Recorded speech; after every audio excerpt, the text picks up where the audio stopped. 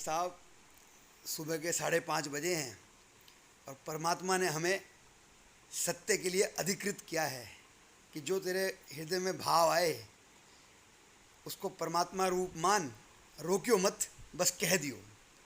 तो आपको समझ आए तो भी ठीक, नहीं समझ आए आगे समझने की कोशिश करना। बात बहुत गहरी है और दूर तक जाएगी। सर,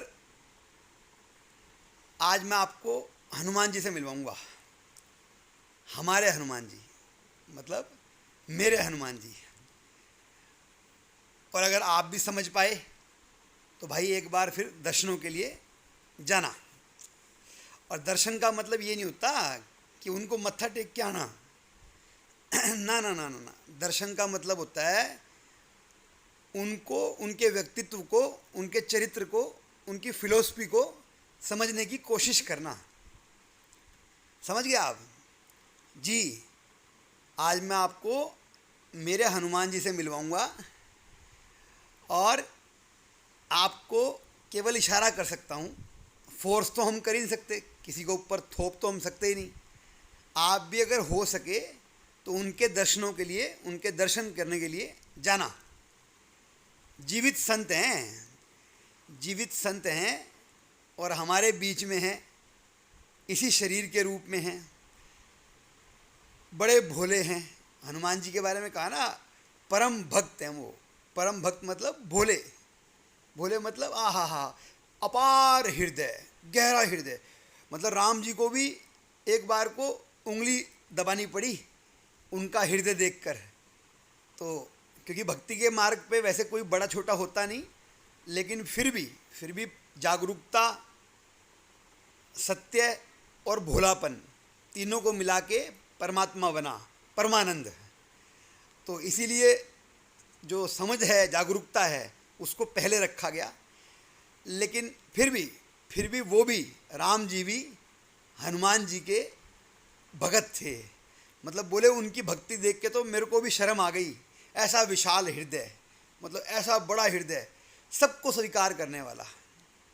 तो उनके पास तो उनको वाकई में ही सही कहा गया कि संकट मोचन नाम तिहारो, को नहीं जानत है इस जग में, संकट मोचन नाम तिहारो।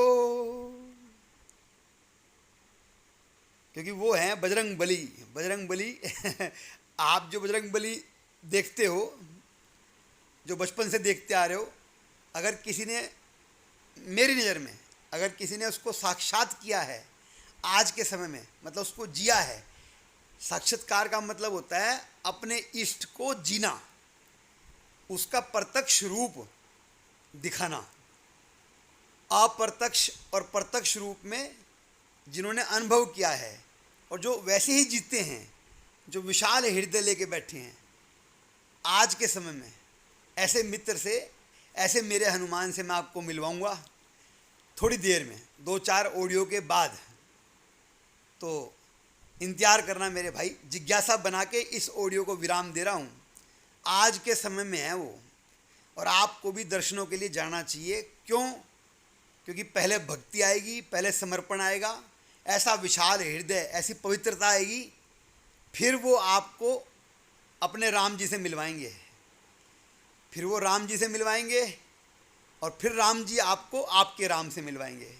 ये यात्रा थोड़ी गोल घूम के जाएगी, वाया जाएगी, क्योंकि सत्य है ये। तो हनुमान जी के जरिए ही राम जी को आप पा सकते हो, और राम जी फिर आपको आपके राम से, आपके आत्मा राम से मिलवाएंगे, सत्य का बोध करवाएंगे, जागरूकता का बोध करवाएंगे।